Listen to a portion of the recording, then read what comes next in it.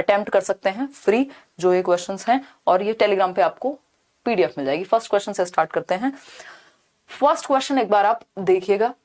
Question number 1 है, अभी हम हिंदी कर रहे हैं, इसी तरह से हम अदर सब्जेक्ट की पेडागोजी भी करेंगे। पढ़िएगा, आसान सा क्वेश्चन है, कोई बहुत मुश्किल क्वेश्चन नहीं है जिसको आप नहीं समझ सकते। देखिएगा, आसान बनाया जाता है चीजों को और हम बनाएंगे। आज आपको एक एक क्वेश्चन इजी लगेगा। अगर हम बात करें क्वेश्चन नंबर 1 की, तो ये कहता है एक भाषा शिक्षिका यानी एक लैंग्वेज टीचर अपनी कक्षा की शुरुआत, आपने लैंग्वेज 1 ली हो, हिंदी 2 ली हो, फर्क नहीं पड़ता यहाँ पे, है ना, सिलेबस सेम है। एक भाषा शिक्षिका अपनी कक्षा की शुरुआत सामान्यतः यानी जनरली सामान्यतः कुछ निश्चित परिस्थितियां देकर, भैया ये सर्टेन सिचुएशंस हैं, कोई कहानी है, कोई प्रश्न पूछना है, कुछ प्रश्न प्रस्तुत करके अपने अनुभव साझा करके उस चीज के आसपास की, उस चीज के संबंध में, यानी उस चीज मतलब जो भी वो स्टोरी सुनाने वाली है, कोई भी चैप्टर शुरू करने वाली है, कोई भी पाठ जो वो पढ़ाने वाली हैं, उसके इर्द गिर्द कुछ निश्चित परिस्थितियां देती हैं, कुछ प्रश्न पूछती हैं, अपने अनुभव शेयर करती हैं। इससे क्या होगा, इसको हम पूर्व ज्ञान को जांचना कहते हैं, या बच्चे के पूर्व ज्ञान से जोड़ना कहते हैं। यानी जो प्रीवियस नॉलेज है, जो ओल्ड नॉलेज है, जो बच्चा जानता है, जो वो लेके आया है अपने घर से, उससे आप कनेक्ट कर रहे हैं नए चैप्टर को। ये पढ़ाने का बेस्ट तरीका होता है ना। प्रीवियस नॉलेज टेस्टिंग जैसी चीज आपने लेसन प्लान, पाठ योजना कभी बनाई होगी तो आपको याद होगा।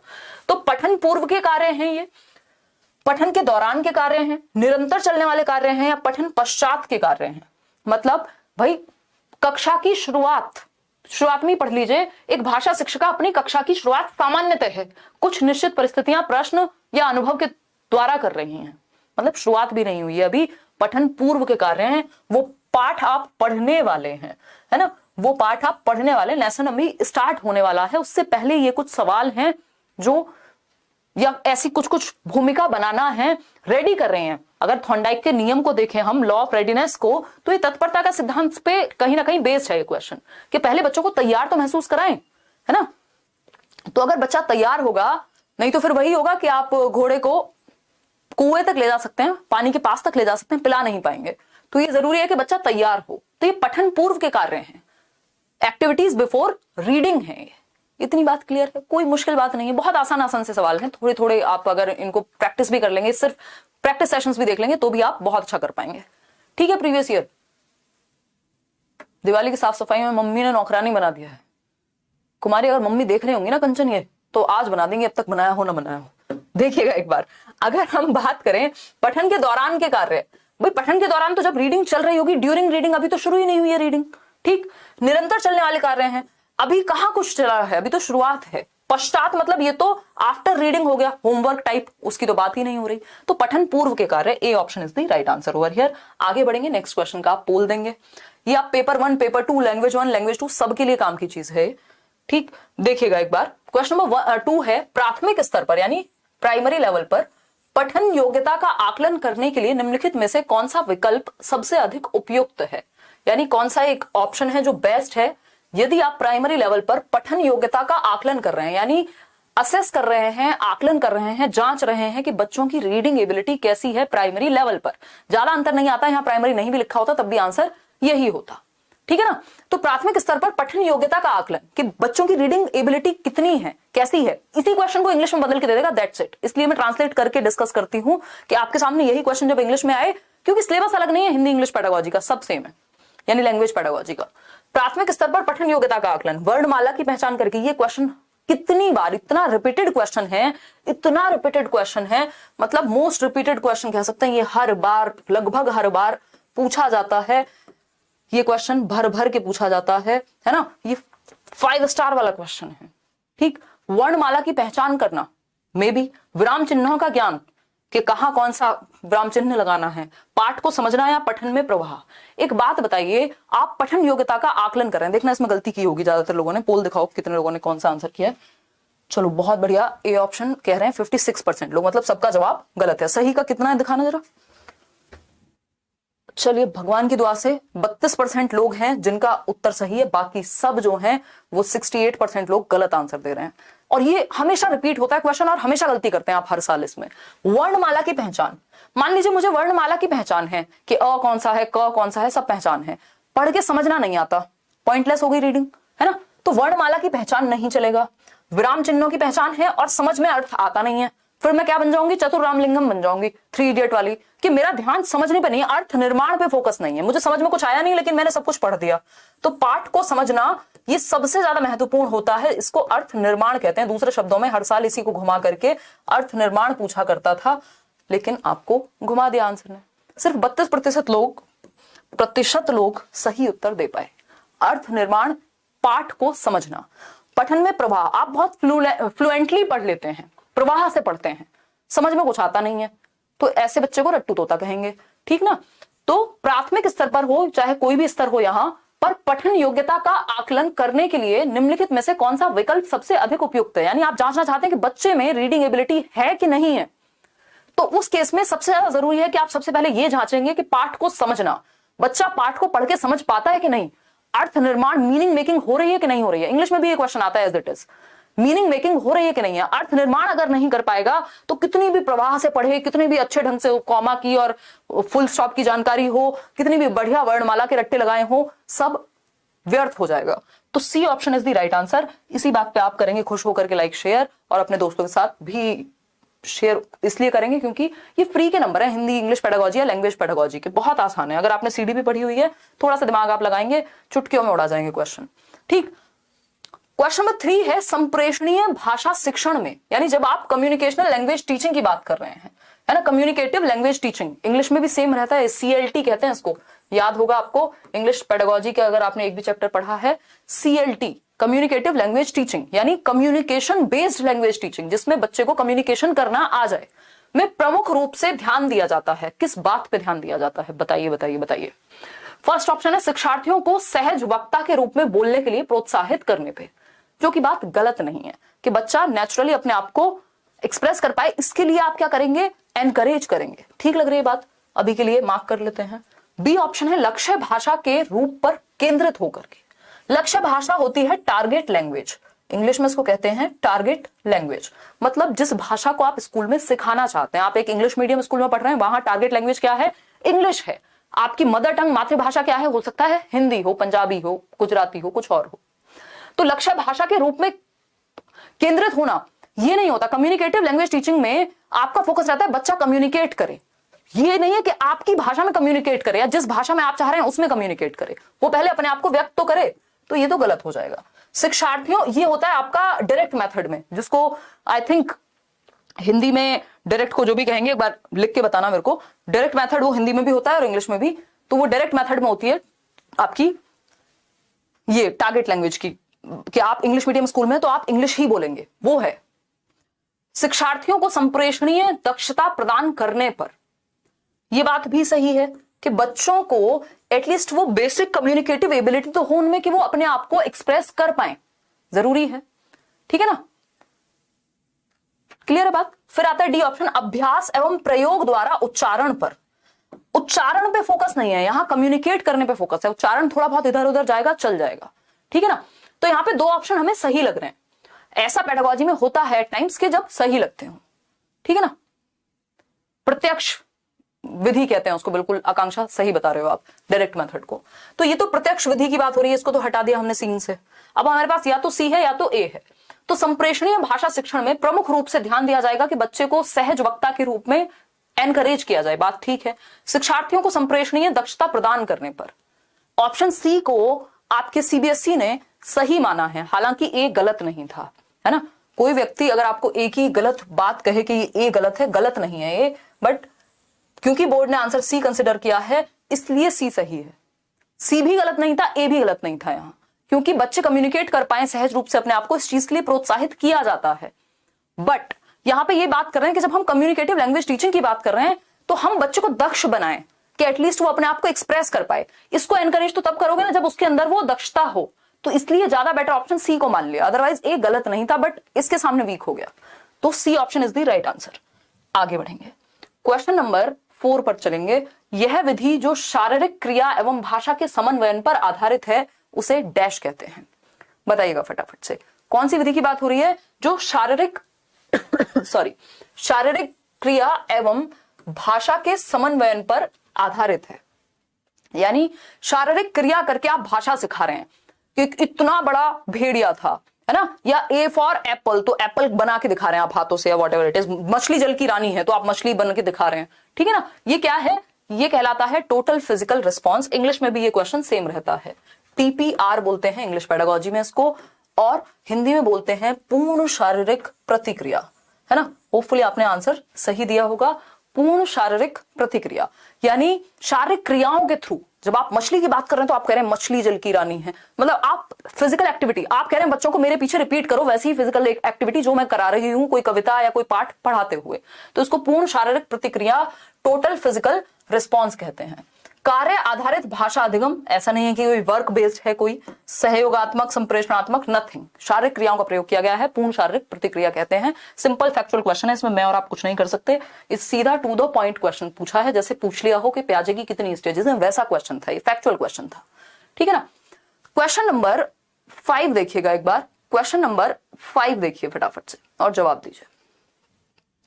बुनियादी साक्षरता, जो बेसिक लिटरेसी की हम बात करते हैं, एवं संख्या ज्ञान, जो आपका नंबर नॉलेज है एक तरह की, कि पूर्व अपेक्षित शर्तें क्या हैं। मतलब जब आप बेसिक लिटरेसी की बात कर रहे हैं या न्यूमरेसी स्किल्स की बात कर रहे हैं, तो उसमें फर्स्ट प्री रिक्वेस्ट क्या है, शर्त क्या है, बताइएगा।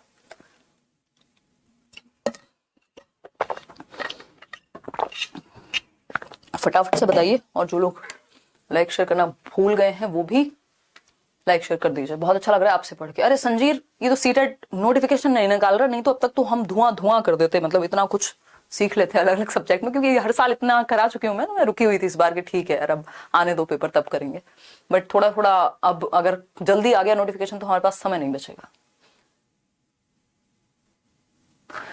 देखिएगा, अगर हम बात करें बुनियादी साक्षरता की, तो इसमें पता नहीं आप लोग कौन सा आंसर सही मान रहे हैं, बट सुनना, बोलना एवं अंक गणित, सीधा अंक गणित की बात नहीं हो रही, बेसिक न्यूमरेसी स्किल्स, जोड़ घटाना, कुछ बातों में आप बेसिक कैलकुलेशन सीख जाएं, सीधा अंक गणित नहीं। पढ़ना, लिखना एवं अंकों के साथ मूल क्रियाएं, जो बेसिक एक्टिविटीज हैं, के पढ़ना लिखना सीख रहे हैं, साथ में थोड़ी बेसिक न्यूमरेसी स्किल्स आपकी आ गई। कैसे भैया, ये 5 पेन थे, 4 पेन थे, इसमें से 2 मैंने किसी को दे दिए, कितने बचे, तो भाषा भी सीख रहे हैं आप और गणित भी सीख रहे हैं, इसको हम बेसिक न्यूमरेसी स्किल्स कहते हैं। तो बी ऑप्शन यहां सही है, पढ़ना लिखना एवं अंकों के साथ मूल संक्रियाएं, बेसिक एक्टिविटीज। लिखना पढ़ना और पर्यावरण अध्ययन नहीं, बात हो रही थी संख्या ज्ञान की, पर्यावरण कहां से आ गया, अंकों के साथ खेलना, खेलने पे बात नहीं है, इससे बेहतर ऑप्शन हमारे पास बी है, तो B is the right answer over here. आगे बढ़ेंगे नेक्स्ट क्वेश्चन पे, क्या कहता है नेक्स्ट क्वेश्चन, बताइए फटाफट से आगे बढ़ेंगे। क्वेश्चन नंबर 6 देखिएगा, क्वेश्चन नंबर 6 देखिएगा, मिलेंगे यार नोट्स भी मिलेंगे। कैसे होगा धुआं, मेटाफोरिकली समझते हो चीजें, लिटरली नहीं, लिटरली यहां धुआं नहीं करेंगे हम, मेटाफोरिकली करेंगे, है ना। ये सांकेतिक है ये बात, इसको लिटरल नहीं लेना है। हम पर्यावरण को बचाने पे फोकस कर रहे हैं और आप यहाँ धुआं कराने पे फोकस कर रहे हैं। मतलब यह है कि आपके लिए चीजें ईजी हो जाती हैं अब तक, और एक सेशंस बढ़ जाते हैं आपके, और पता नहीं क्या क्या हम अब तक कर देते हैं, ठीक। बताइएगा, अगर हम बात करें क्वेश्चन नंबर 6 की, शिक्षार्थियों को व्याकरण सीखने में सहायता करने के लिए, यानी आप बच्चों को हेल्प कर रहे हैं किसमें, ग्रामर सीखने में, ठीक। हमारे द्वारा डिजाइन किए गए कार्य के संबंध में निम्नलिखित में से कौन सा विकल्प सबसे अधिक उपयुक्त है। यानी जब आप ग्रामर पढ़ा रहे हैं, बच्चे को व्याकरण सिखा रहे हैं, तो कौन सा तरीका सर्वाधिक उपयुक्त माना जाएगा, सबसे बेहतर माना जाएगा, बताइएगा फटाफट से, तभी हम आगे बढ़ेंगे।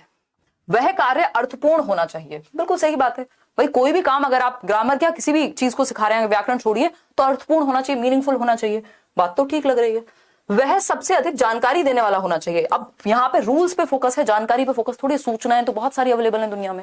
फिर आता है सी ऑप्शन, वह कार्य अध्यापक के दृष्टिकोण से उद्देश्यपूर्ण होना चाहिए। भैया अध्यापक के दृष्टिकोण से अध्यापक के लिए पढ़ा रहे हैं, बच्चों के लिए पढ़ा रहे हैं। फिर आता है डी ऑप्शन, उसका कोई सामाजिक उपयोग नहीं होना चाहिए। क्या बुरा हो जाएगा अगर समाज के लिए उपयोगी होगा तो?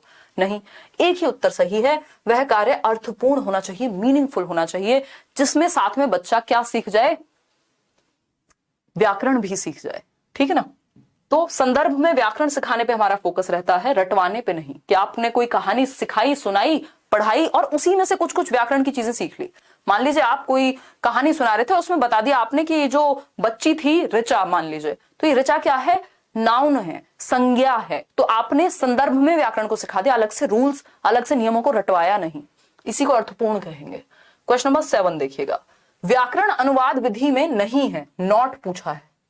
व्याकरण अनुवाद विधि में, ग्रामर ट्रांसलेशन मेथड, जीटी कहते हैं इसको, जीटी रोड नहीं, ग्रामर ट्रांसलेशन मेथड कहते हैं, ठीक है ना, जिसमें आप दूसरी भाषा को ट्रांसलेट करके सीखते हैं, अनुवाद करके सीखते हैं। यानी जब आप इंग्लिश सीख रहे हैं तो आप रूल्स के थ्रू सीख रहे हैं, ग्रामर के थ्रू सीख रहे हैं, सेंटेंसेस टेंसेस के थ्रू सीख रहे हैं, और उनको भी आप हिंदी में पढ़ रहे हैं।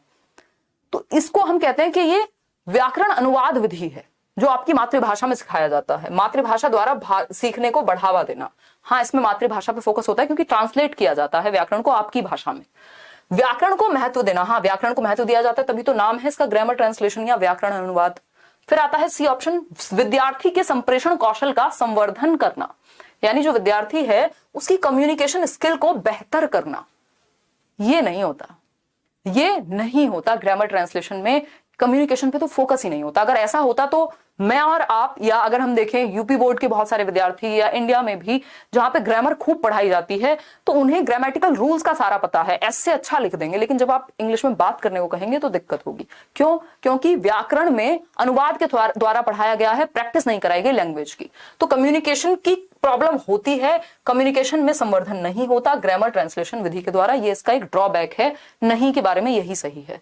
डी ऑप्शन है, विद्यार्थी को भाषा के धारा प्रवाह प्रयोग करने योग्य बनाना, यानी बच्चा फ्लुएंटली लैंग्वेज को यूज कर पाए। योग्य तो वो बन जाएगा, बस संप्रेषण पे फोकस नहीं है, क्योंकि वो यूज कर पाएगा। यूज किस में करेगा? ऐसे राइटिंग में कर सकता है, रूल्स को समझने में कर सकता है, रीडिंग में कर सकता है, रीडिंग इससे अच्छी होती है, लेकिन कम्युनिकेशन अच्छी नहीं होती, जो कि सी ऑप्शन में कहा है, और जो नहीं होता वही पूछा था। क्वेश्चन नंबर 8 देखिएगा, अगर आप एक सेशन भी अच्छे से समझ लेते हैं ना, हिंदी पेडागोजी, इंग्लिश पेडागोजी, आपके कॉन्सेप्ट्स क्लियर होने शुरू हो जाएंगे। कोई कह रहा दीदी हंसो ना, हाँ अभिषेक, यहाँ चुटकुले का आलम बनाया हुआ हमने, है ना।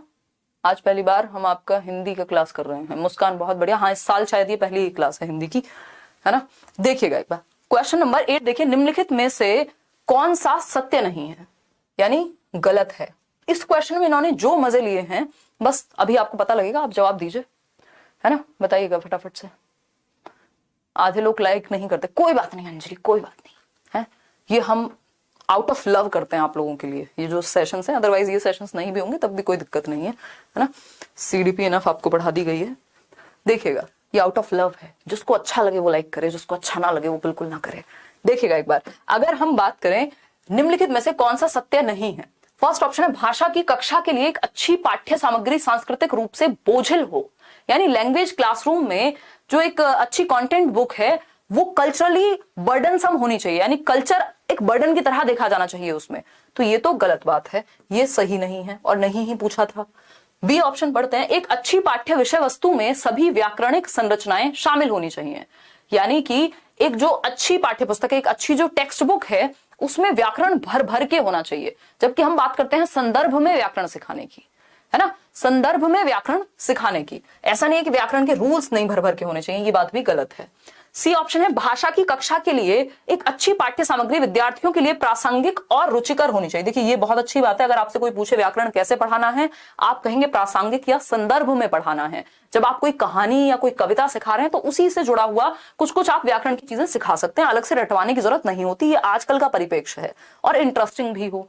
तो ये तो यस वाली बात हो गई कि हाँ ऐसा होना चाहिए, लेकिन हमसे पूछा क्या है, नो, क्या नहीं होना चाहिए। डी ऑप्शन है, एक अच्छा पाठ्य सामग्री वह है, एक अच्छी पाठ्य सामग्री वह है जो अच्छी खासी लंबी हो, यानी लेंदी हो, बच्चा बोर हो जाए, दब जाए उस पाठ्य सामग्री के नीचे, इतनी भारी होनी चाहिए बच्चे के वजन से ज्यादा नहीं, ये भी खराब है। तो 3 चीजें इसमें ऐसी हैं जो गलत हैं, एक चीज है जो सही है। हमसे पूछा था क्या सही नहीं है, तो 3 चीजें हैं जो सही नहीं है, मतलब 3 आंसर होने चाहिए इस उत्तर के। सीबीएसई ने कहा हाँ चलो ऐश करो, फर्स्ट सेकंड और फोर्थ तीनों सही हैं। तो अगर आपने पेपर में फर्स्ट सेकंड फोर्थ में से कोई भी एक लगाया होता तो 1 नंबर आपको मिल जाता। तो ऐसी गलतियां बोर्ड भी करते हैं जो एग्जाम ले रहे हैं, मतलब कि आपके सर में दर्द हो जाए, वहां आप सोचो अरे ये तो एक ही ऑप्शन है जो नहीं के बारे में, कहीं ये क्वेश्चन में तो कोई गड़बड़ नहीं थी, है ना। इतनी बात क्लियर है। तो यहां पे तीनों ऑप्शन सही हैं, फर्स्ट सेकंड और फोर्थ। सी ऑप्शन जो है वो ऑपोजिट था। क्वेश्चन नंबर 9, देखिएगा एक बार, निम्नलिखित में से कौन सा विकल्प पठन पूर्व गतिविधि, अभी जो फर्स्ट क्वेश्चन हमने किया था उसमें हम एक्टिविटी बिफोर रीडिंग की ही बात कर रहे थे कि टीचर जो है अपने अनुभवों से जोड़े, कुछ कहानी किस्से सुनाए, पूर्व ज्ञान का बारे में जाने बच्चे के, ये सारी बातें हो रही थी। तो कौन सा विकल्प बच्चे की पूर्व ज्ञान को जानने के बारे में सहायक है? पाठ्य सामग्री का अनुवाद करना, अगर ट्रांसलेशन कर देंगे तो इससे पूर्व ज्ञान का कोई संदर्भ, कोई संबंध नहीं है, जस्ट ट्रांसलेशन कर दिया, इसमें प्रीवियस नॉलेज कहां टेस्ट हुई? कोई टेस्ट नहीं हुई। बी ऑप्शन है अनुमान लगाने का कार्य। ये बात सही है कि जब आप प्रीवियस नॉलेज टेस्ट करते हैं, जब आप पढ़ाने से पहले कुछ कुछ चीजें टेस्ट कर रहे हैं या अपने अनुभव शेयर कर रहे हैं, कोई गतिविधि करा रहे हैं, तो बच्चा अनुमान लगाएगा कि आज हम पढ़ने क्या वाले हैं। भाई आप जब पढ़ाने जाते थे, याद होगा आपको, मुझे याद है टीचिंग ट्रेनिंग में अपनी, तो पहले हम क्या पूछते थे, कुछ कुछ आसपास के सवाल पूछते हैं पूर्व ज्ञान को जांचने के लिए कि अच्छा बच्चों आपने बादल देखे हैं, तो अच्छा फिर घुमा फिरा के हम लाएंगे कि आज हम बारिश को समझेंगे, है ना। वैसे ऐसा कोई टॉपिक होता नहीं है। तो अनुमान लगाने का कार्य आप करते हैं, ये बात सही है, पढ़ने से पहले। शिक्षार्थियों को पाठ्य सामग्री का सारांशीकरण करने के लिए कहना, भैया कॉन्क्लूजन तो लास्ट में निकालोगे, पहले पता तो हो कहानी क्या है, कॉन्क्लूजन तो तब निकालेंगे, कॉन्क्लूजन तो ब्रेकअप के बाद निकालते हैं, पहले कैसे निकालोगे? ठीक। व्याकरणिक संरचनाओं का शिक्षण, यानी आप ग्रामेटिकल स्ट्रक्चर्स पढ़ाने लग जाओगे, चैप्टर पढ़ाया नहीं है, पहले ग्रामेटिकल स्ट्रक्चर पढ़ाओगे तो बच्चे तो डर के भाग जाएंगे, पहले ही वर्ड मीनिंग रटवाने लग गए।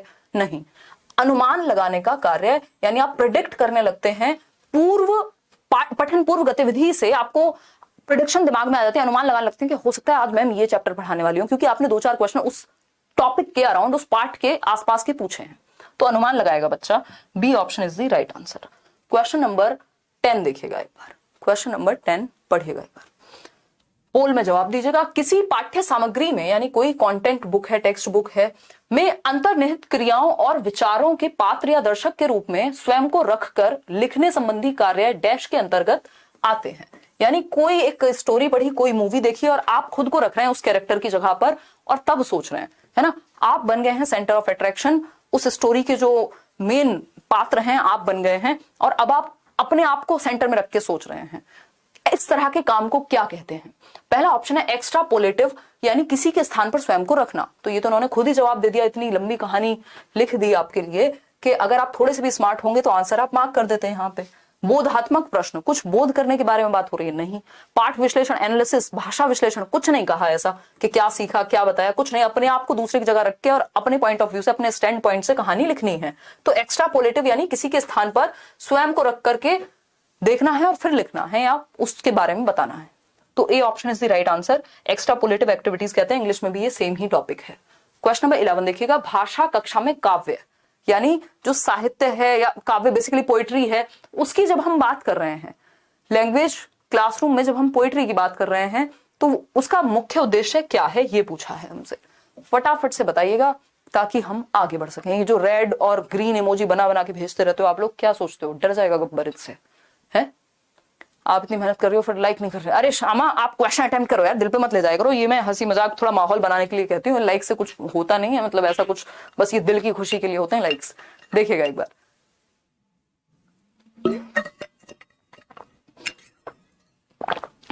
देखिएगा, अगर हम बात करें किसकी, किसी की बात मत करिए आप, सो जाइए, एक नींद ले लीजिए।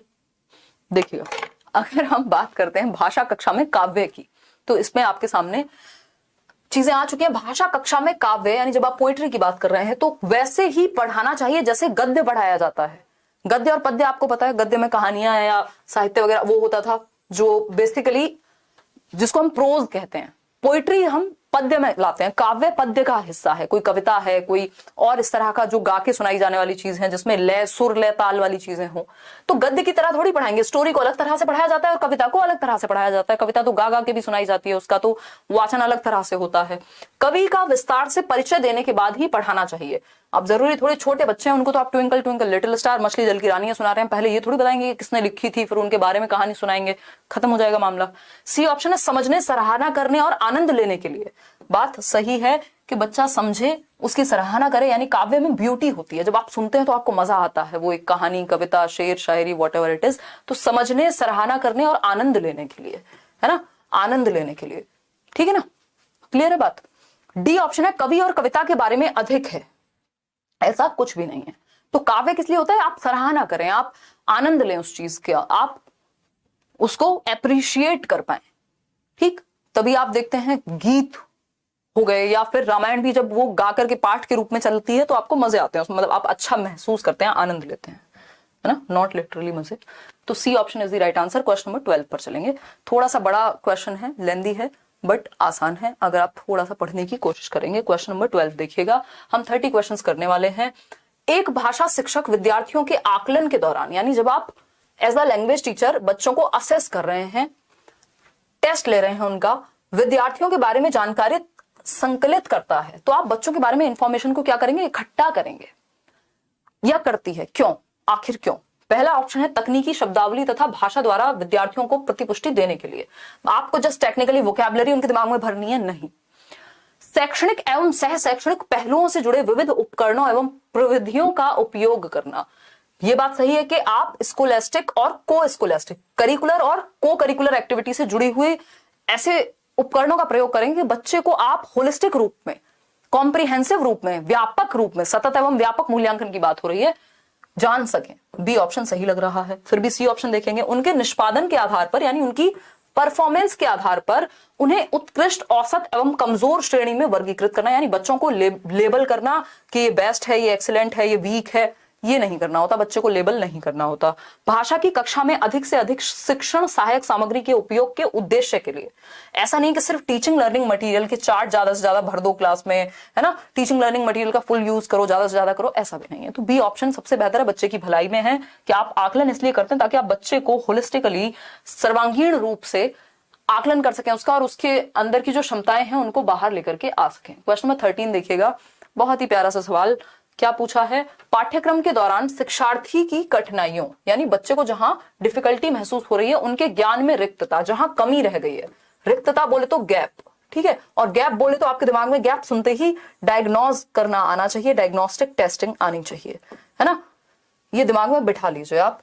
डायग्नोज को हिंदी में क्या कहते हैं, अब वो बता दे तो फिर तो आप आंसर मार्क कर देंगे, है ना, आप तो फिर आंसर मार्क कर देंगे। हिंदी अगर बता दी तो ऐसे कैसे चलेगा। अच्छा राहुल, जान गए हम आप सैदपुर से हैं, बहुत गलती हो रही, कोई बात नहीं, आप फिर भी नहीं हंसी, हंसने की बात तो होनी चाहिए, है? देखिएगा एक बार, अगर हम बात करें क्वेश्चन नंबर 13 की, तो ये कहता है जब आप पाठ्यक्रम के दौरान, जब आप सिलेबस पढ़ा रहे हैं, सिलेबस करा रहे हैं, उस टाइम पे जो कठिनाइयां आ रही हैं बच्चों को, या जहां गैप्स हैं तथा कौशल में कमी, जो भी स्किल में उनकी वो लैक कर रहे हैं, जहां पर भी को ज्ञात करने के लिए एक परीक्षण विकसित किया गया है, यानी एक टेस्ट बनाया गया है ताकि आप बच्चे के गैप्स को जान सकें, तभी तो फुलफिल करेंगे। भाई पहले बच्चे की प्रॉब्लम पता होगी तब तो आप उसको ठीक करेंगे। तो इसको उपलब्धि परीक्षण नहीं कहते। उपलब्धि परीक्षण तो अचीवमेंट टेस्ट होता है, जिसमें बस ये पता चलता है कि कितना अचीव किया है।